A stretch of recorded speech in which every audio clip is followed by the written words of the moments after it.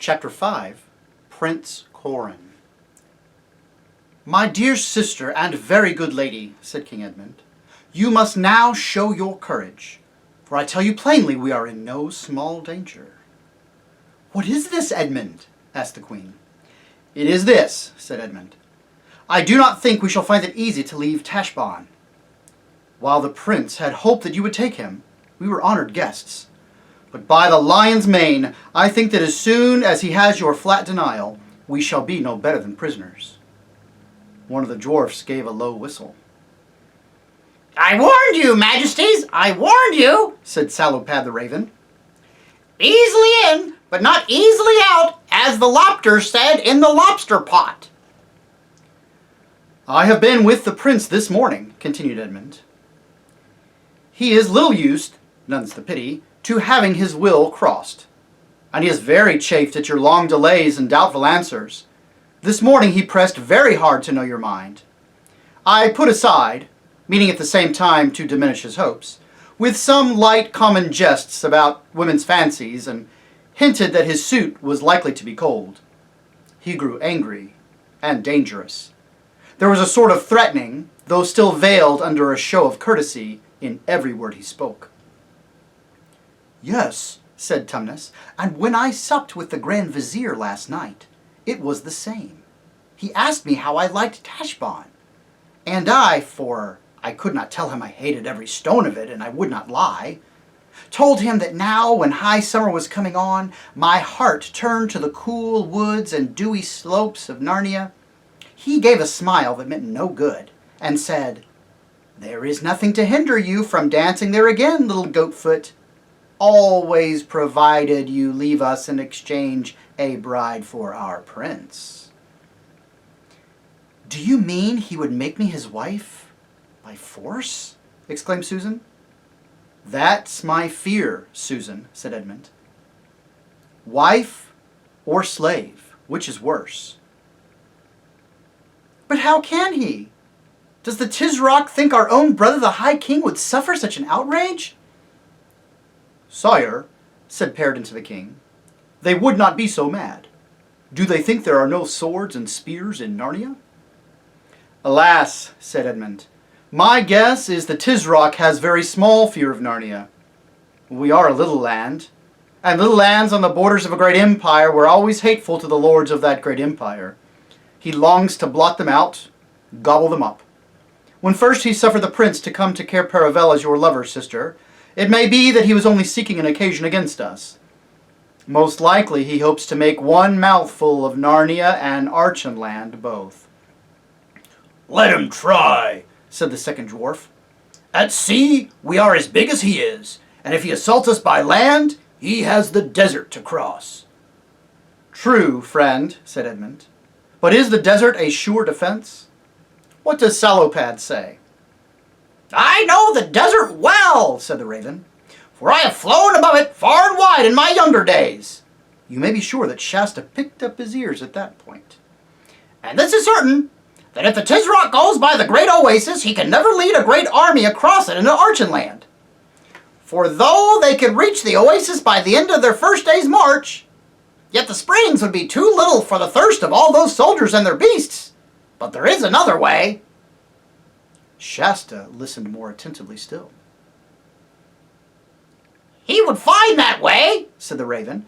"Must start from the tombs of the ancient kings and ride northwest, so the double peak of Mount Pyre is always straight ahead of him. And so, in a day's riding, or a little more, he shall come to the head of a stony valley, which is so narrow that a man might be within a furlong of it 1,000 times and never know it was there. And looking down this valley, he will see neither grass, nor water, nor anything good. But if he rides on down, he will come to a river, and can ride by the water all the way into Archenland." "And do the Caelermenes know of this western way?" asked the Queen. "Friends, friends," said Edmund, "what is the use of all this discourse? We are not asking whether Narnia or Caelermen would win if war arose between them. We are asking how to save the honor of the Queen and our own lives out of this devilish city.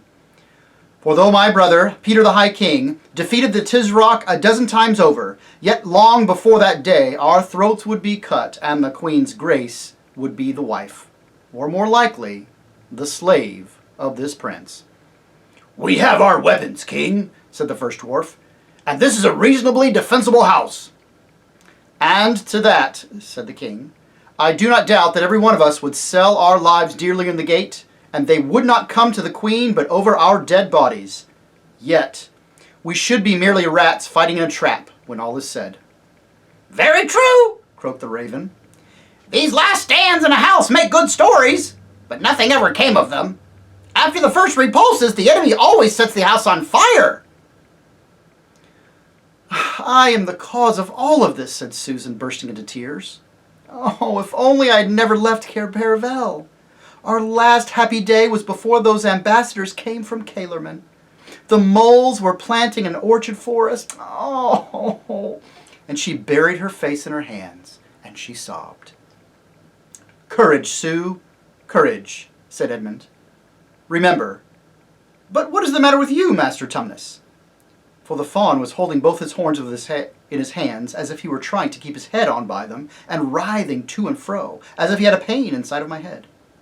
Don't speak to me, said Tumnus. I'm thinking. I'm thinking so that I can hardly breathe. Wait, oh, do wait. There was a moment's puzzled silence, and then the fawn looked up, drew a long breath, mopped its forehead, and said, The only difficulty is how to get to our ship, with some stores too, without being seen and stopped.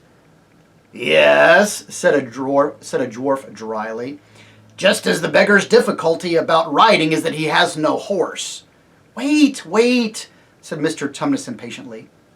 All we need is some pretext for going down to our ship today and taking stuff on board. Yes, said King Edmund doubtfully. Well then, said the fawn, how would it be if your majesties bade the prince to a great banquet to be held on board of our own galleon, the Splendor Hyaline, tomorrow night? And let the message be worded as graciously as the queen can contrive without pledging her honor, so as to give the prince a hope that she is weakening. That is very good counsel, sire, croaked the raven. And then, continued Tumnus excitedly, everyone will be expecting us to go down to the ship all day, making preparations for one of our guests, and let us go to some of the bazaars and spend every minum we have at the fruiters and the sweetmeat sellers and the wine merchants, just as we would if we were really giving a feast. And let us order magicians and jugglers and dancing girls and flute players, and all be on board tomorrow night. I see, said King Edmund, rubbing his hands. And then, said Tumnus, we'll all be on board tonight, and as soon as it is quite dark, up our sails and out the oars, said the king. And so to sea, cried Tumnus, leaping up and beginning to dance. And our nose northward, said the first dwarf. Running for home! Hurrah for Narnia and the north, said the other dwarf. And the prince waking next morning and finding his birds flown, said Paradan, clapping his hands. Oh, Master Tumnus, dear Master Tumnus, said the queen, catching her hands and swinging with him as he danced. You have saved us all. The prince will chase us, said another lord, whose name Shasta had not heard. That's the least of my fears, said Edmund. I have seen all the shipping in the river, and there's no tall ship of war nor swift galley there. I wish he may chase us, for the Splendor Hyaline could sink anything he has to send after her, if we were overtaken at all.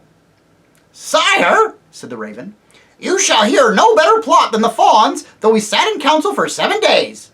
And now, as we birds say, nests before eggs, which is as much to say, let us take all our food and then at once be about our business.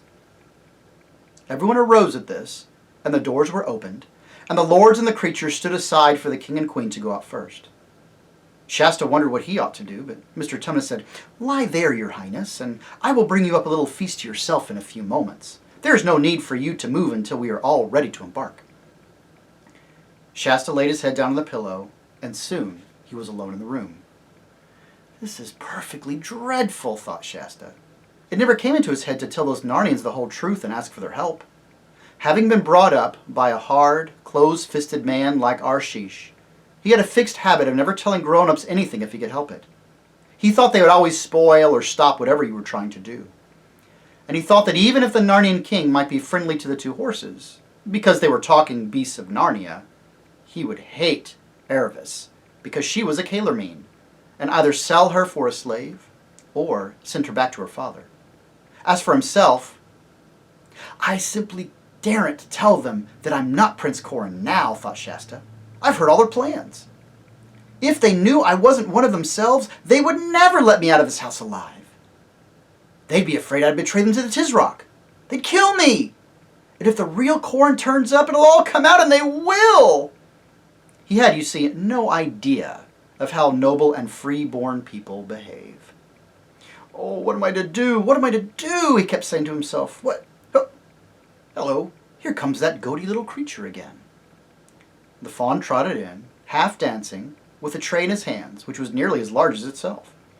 Then he sat on an inlaid table beside Shasta's sofa, and sat himself down on the carpeted floor with his goaty legs crossed. Now, Princeling, he said, make a good dinner. It will be your last meal in Tashbaan. It was a fine meal after the Calermene fashion. I don't know whether you would have liked it or not, but Shasta did. There were lobsters and salad and snipe stuffed with almonds and truffles and a complicated dish made of chicken livers and rice and raisins and nuts, and there were cool melons and gooseberry fools and mulberry fools and every kind of nice thing that can be made with ice. There was also a little flagon of this sort of wine which is called white, though it is really yellow. While Shasta was eating, the good little fawn, who thought he was still dazed with sunstroke, kept talking to him about the fine times he would have when they got home, about his good old father, King Loon of Archenland, and the little castle where he lived on the southern slopes of the pass. And don't forget, said Mr. Tumnus, that you are promised your first suit of armor and your first war horse on your next birthday. And then your highness will begin to learn how to tilt and joust. And in a few years, if all goes well, King Peter has promised your royal father that he himself will make you a knight at Cair Paravel. In the meantime, there'll be plenty of comings and goings between Narnia and Archenland across the neck of the mountains. And of course, you must remember you have promised to come for a whole week to stay with me for the summer festival. And there'll be bonfires and all-night dances and fauns and dryads in the heart of the woods, and who knows, we might see Aslan himself. When the meal was over, the fawn told Shasta to stay quietly where he was. And it wouldn't do you any harm to have a little sleep, he added. I'll call you in plenty of time to get on board. And then home, Narnia and the North. Shasta had so enjoyed his dinner and all the things Tumnus had been telling him that when he was left alone, his thoughts took a different turn. He only hoped now that the real Prince Corin would not turn up until it was too late, and that he would be taken away to Narnia by ship. I'm afraid he did not think at all of what might happen to the real Corin when he was left behind in Tashbaan. He was a little worried about Erebus and Bree waiting for him at the tombs. But then he said to himself, well, how can I help it? And anyway, that Erebus thinks she's too good to go about with me, so she can jolly well go alone. At the same time, he couldn't help but feeling it would be much nicer going to Narnia by sea than toiling across the desert. When he thought all of this, he did what I expect you would have done if you had been up very early and had a long walk and a great deal of excitement and then a very good meal and were lying on a sofa in a cool room with no noise in it except when a bee came buzzing into the wide open windows. He fell asleep. What woke him was a loud crash. He jumped up off the sofa, starting. He saw at once, from the mere look of the room, the lights and the shadows all looked different, that he must have slept for several hours. He saw also what had made the crash. A costly porcelain vase which had been standing by the windowsill lay on the floor, broken into about 30 pieces. But he hardly noticed all those things. What he did notice was 2 hands gripping the windowsill from outside. They gripped harder and harder, getting white in the knuckles, and then came up a little head and a pair of shoulders. A moment later, there was a boy of Shasta's own age sitting aside the sill with one leg hanging down inside the room.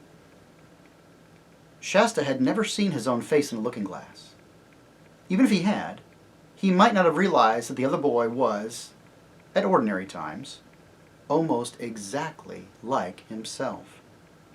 At the moment, this boy was not particularly like anyone, for he had the finest black eye you ever saw, a tooth missing, and his clothes, which must have been splendid when he once put them on, were torn and dirty, and there was blood and mud on his face. "Who are you?" said the boy in a whisper. "Are you Prince Corin?" said Shasta. "Yes, of course," said the other, "but who are you?" "I'm nobody. Nobody in particular, I mean," said Shasta. "King Edmund caught me in the street and mistook me for you. I suppose we must look like one another. Can I get out the way you came in?" "Well, yes, if you're any good at climbing," said Corin. "But why are you in such a hurry? I say we ought to be able to have some fun out of being mistaken for one another." No, said Shasta. "We must change places at once.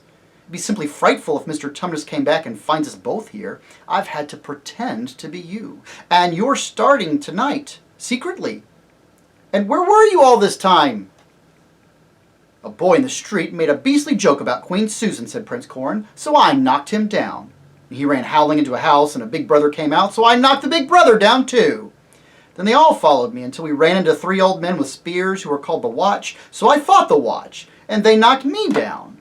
And it was getting dark by now. Then the Watch took me to lock me up somewhere, so I asked if they'd like a stoup of wine, and they said they didn't mind if they did, and then I took them to a wine shop and got them some, and they all sat down and drank until they fell asleep. I thought it was time for me to be off, so I came out quickly, and then I found the first boy, the one who had started all the trouble, still hanging about, so I knocked him down again. After that, I climbed up a pipe onto the roof of this house and lay quiet till it began to be light in the morning, and ever since then I've been finding my way back. I say, is there anything to drink?" "No, I drank it," said Shasta. "And now, show me how you got in. There's not a minute to lose. You better lie down on the sofa and pretend. But I forgot. It'll be no good with all those bruises and black eye. You'll just have to tell them the truth once I'm safely away." "What else did you think I'd be telling them?" said the prince with a rather angry look. "And who are you?" "Oh, there's no time," said Shasta in a frantic whisper. "I'm a Narnian, I believe. Something northern anyway, but I've been brought up all my life in Calerman, and I'm escaping across the desert with a talking horse called Bree, and now quick, how do I get away?" "Look," said Corin. "Drop from this window onto the roof of the veranda, but you must do it lightly, on your toes, or someone will hear you. Then along to your left, you can get up to the top of that wall if you're any good as a climber. Then along the wall to the corner, drop onto the rubbish heap you will find outside, and there you are." "Thanks," said Shasta, who was already sitting on the sill. The 2 boys were looking into each other's faces, and suddenly found they were friends. "Well, goodbye," said Corin. "And good luck. I do hope you get away." "Goodbye," said Shasta. "I say, you have been having some adventures." "Nothing to yours," said the prince. "Now drop. Lightly, I say," he added as Shasta dropped. "I hope we meet in Archenland. Go to my father King Loon and tell him you're a friend of mine. Oh, look out! I hear someone coming." And that's the end of chapter 5. So now we've met Prince Corin. And I think by the descriptions we can see why people were confusing Shasta for him. They seem to be about the same age, they seem to kind of look alike, and there's just something about them that already the 2 of them know that they would be good friends. But this is all happening at almost the worst possible moment. It's really out of the frying pan and into the fire for Shasta if you think about it. He thought he was in trouble when the Narnians grabbed him the first time. But then, listening to what's actually going on in that room, just what a dangerous spot they're all in. Like a lobster in the pot was the analogy given. These Narnians who were invited as guests now realize they just might be trapped. And people who had nice words on neutral ground, will you come back to their turf, their home field, and suddenly those nice words are gone. Those nice actions are gone. And sometimes you can't tell who people really are until you see them at home. They better be careful. It's a pretty good plan they have cooked up. I hope it works out.